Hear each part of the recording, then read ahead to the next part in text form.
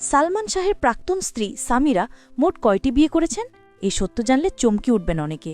বিস্ময়কর তথ্য হল সালমানের প্রয়াণের পরেও একাধিকবার বিবাহ বন্ধনে জানিয়েছেন এই নারী। বর্তমানে সংসার করছেন বাবার বন্ধুর ঘরে। অথচ তিনি হতে পারতেন সালমানের সেই স্বপ্নের নারী, কিন্তু আজ তিনি বিতর্কিত। সালমান ভক্তরা তাকে দেখেন ঘৃণার চোখে। কোটি মানুষের কাছে তিনি সমালোচনার প্রতীক। চট্টগ্রামের অভিজাত পরিবারে জন্ম সামিরার।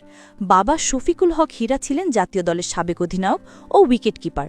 মা লুসি থাইল্যান্ডের নাগরিক ও সৌন্দর্য চর্চা ব্যবসায়ী। সামিরার শৈশব কেটেছে বন্দরনগরীতেই। সৌন্দর্যের রুচিতে ও ব্যক্তিত্বে তিনি তখন অনেক তরুণের স্বপ্ন। এই রূপ অভিজাত্যের মোহেই নাকি মুগ্ধ হয়ে পড়েছিলেন ঢাকাই সিনেমার তুমুল জনপ্রিয় নায়ক সালমান শাহ। সেটা ১৯৯০ সালের জুলাই মাস। চট্টগ্রামের এক ফ্যাশন শোতে প্রথম দেখা হয় সালমান আর সামিরার। প্রথম দেখা থেকেই তৈরি হয় আকর্ষণ। কিছুদিনের মধ্যেই বন্ধুত্ব গড়িয়ে পড়ে ভালোবাসায়। তবে এই প্রেমকে সহজে মেনে নিতে পারেননি সালমানের মা নীলা চৌধুরী।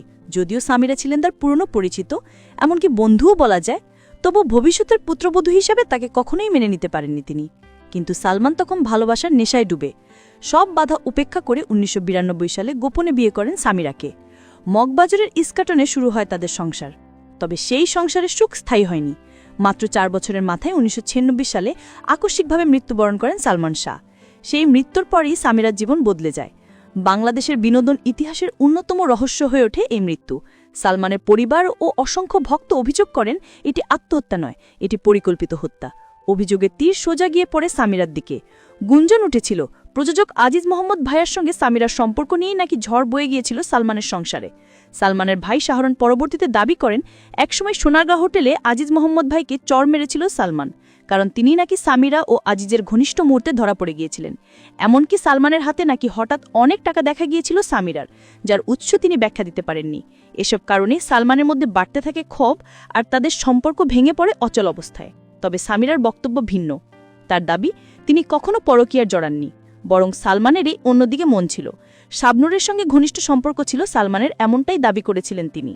পাশাপাশি তিনি আদালতে জানান সালমান মানসিকভাবে ভীষণ ভঙ্গুর ছিলেন, এমনকি একাধিকবার আত্মহত্যার চেষ্টা করেছিলেন। আদালতের রায়ও শেষ পর্যন্ত যায় সামিরার পক্ষেই। সালমান শাহ আত্মহত্যা করেছেন বলে ঘোষণা দেওয়া হয়। কিন্তু রায় মেনে নিতে পারেননি সালমানের পরিবার ও অনুরাগীরা। তারা আজও বিশ্বাস করেন তাদের প্রিয় নায়ক খুন হয়েছেন, আর সেই দায় প্রধান অভিযুক্ত সামিরা। সময় পেরিয়ে গেলেও ঘৃণার দৃষ্টি আজও তাড়া করে বেড়ায় তাকে। সম্প্রতি সালমান শাহ হত্যা মামলা নতুন করে খোলা হয়েছে এবং সেখানে সামিরার নামও আসামি তালিকায় আছে। সালমানের মৃত্যুর পর সামিরা দ্বিতীয়বার বিয়ে করেন সালমানের বন্ধু মোশতাককে। ৩ সন্তান জন্মের পর টেকেনি সেই সংসার।